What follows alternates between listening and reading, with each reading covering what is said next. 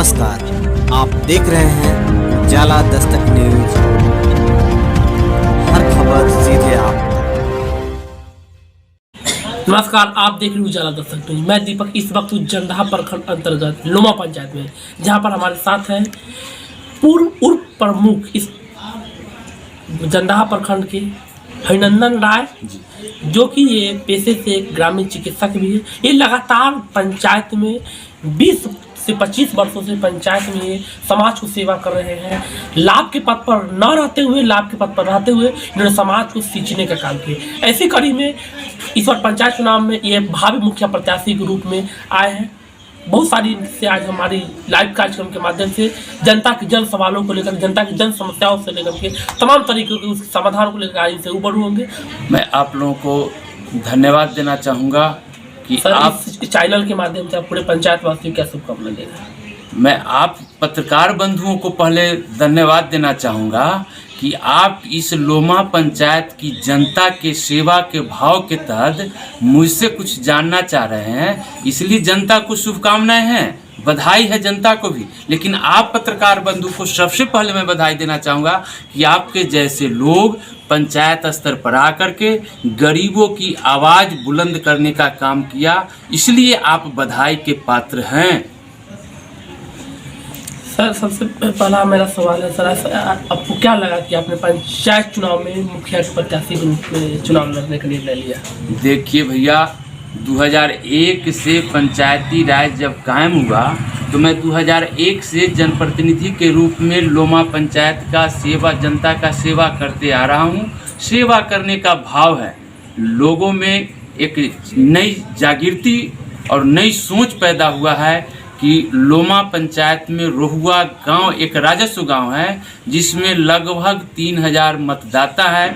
उन लोगों की एक ख्वाहिश है, इच्छा है, खास के 20 से लेकर के 35 वर्ष के नौजवानों की एकजुटता है कि लोमा पंचायत में रोहुआ गांव में इस बार मुखिया का चयन किया जाए। जनता के डिमांड पर मतलब जी, जनता का डिमांड है। बुद्धिजीवी लोग जो हैं उनकी प्रबल इच्छा है कि हरिनंदन राय जैसा समाज सेवी को, गरीबों की आवाज़ उठाने वाले को, विद्यार्थियों की शिक्षा की व्यवस्था करने वाले को, वैसे गरीब लोगों की आवाज़ बुलंद करते रहने वाले को इस बार तो क्षेत्रों में आप सर घूमते हैं तो जन समर्थन मिल रहा है? अच्छा खासा जन समर्थन है, अच्छा खासा। तो हरिनंदन जी, एक चीज बताइए कि आप क्षेत्रों में जब घूमते हैं तो जनता की किन किन जन समस्याओं को देखने को मिलता है? क्या कुछ आपको जनता से सुनने को मिलती है? भैया, मैं इसके पहले जब 11-16 में जंदाहा प्रखंड का उप प्रमुख रहा, उस समय में सबसे पहले मेरा, आप उस बीडीसी के मीटिंग का कोई अगर मिल जाए रजिस्टर और मैंने जो स्टेटमेंट है वह मिल जाए तो पता लगाएंगे। मैंने पहला आवाज़ उठाया था कि हमारे गांव में हाई स्कूल होना चाहिए।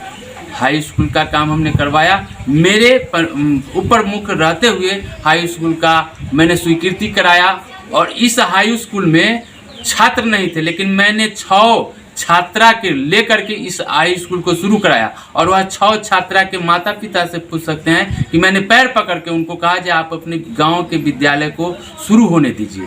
दूसरी बात, मैंने चिकित्सा की चर्चा की। आप पूछ सकते हैं, यहाँ 5,000 लोगों की आबादी है, लेकिन चिकित्सा केंद्र नहीं है। मैं इसके लिए सिविल सर्जन से लड़ा। उस समय के बीडीसी के मीटिंग में भी कहा कि यहाँ स्वास्थ्य उप केंद्र होने की अति आवश्यकता है। साथ ही सरकारी प्रोटोकॉल है, नियम कानून है, उसके तहत भी रोहुआ में स्वास्थ्य उप केंद्र होना चाहिए। लेकिन यहाँ तो सरकार और क्या कुछ समस्या देखने को मिलती है? और मैं बता रहा हूँ, शिक्षा की बहुत बड़ी समस्या है। मैंने इस गांव में अपने उप प्रमुख रहते हुए इस गांव में एक अच्छा सा किसान पुस्तकालय के नाम से है, जो लगभग 1967 में उसका बुनियाद खड़ा किया गया था।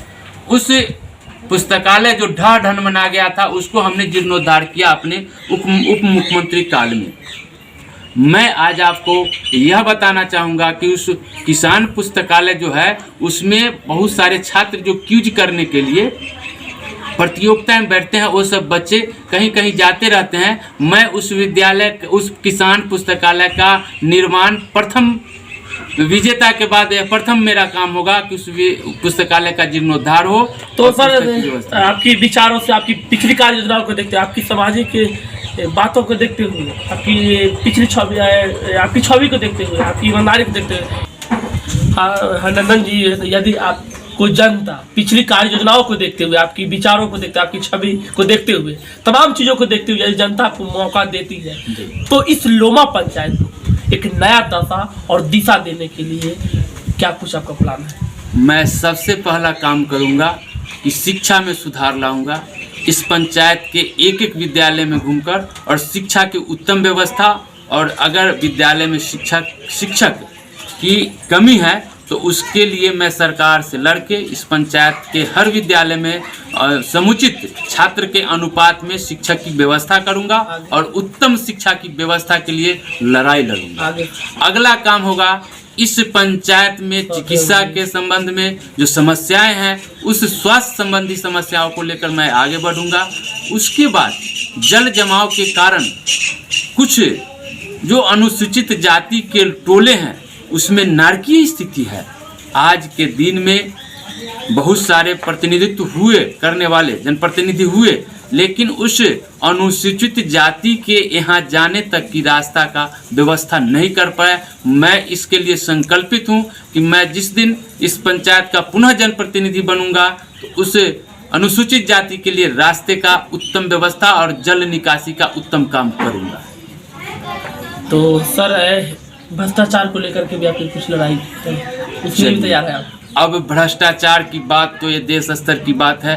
मैं चाहूँगा कि मेरा पंचायत भ्रष्टाचार मुक्त हो, चाहे आवास योजना हो या कार्य किसी तरह का हो, उसमें मैं प्रयास करूँगा।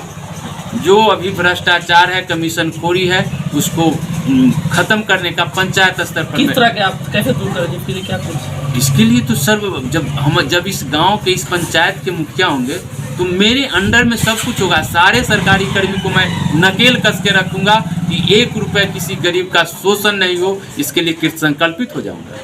परिचय देंगे अपना? मेरा नाम हरिनंदन राय, ग्राम रोहुआ, और मैं जनप्रतिनिधि के नाते प्रखंड का उप प्रमुख रह चुका हूँ। वर्तमान किस पद? वर्तमान लोमा पंचायत की जनता के ग्रीवांश पर, आग्रह पर मैं मुखिया का प्रत्याशी हूँ। बहुत बहुत धन्यवाद हरिनंदन जी। तो किस तरह से हरिनंदन जी ने समाज के सभी बुनियादी जो आवश्यकताएं हैं, वो शिक्षा के क्षेत्र में हो, रोजगार के क्षेत्र में हो, और जो तमाम चीज़ों की इन्होंने बारीकी से इन्होंने वर्तमान जो समस्या है और इसके क्या कुछ इसमें बदलाव हो सकता है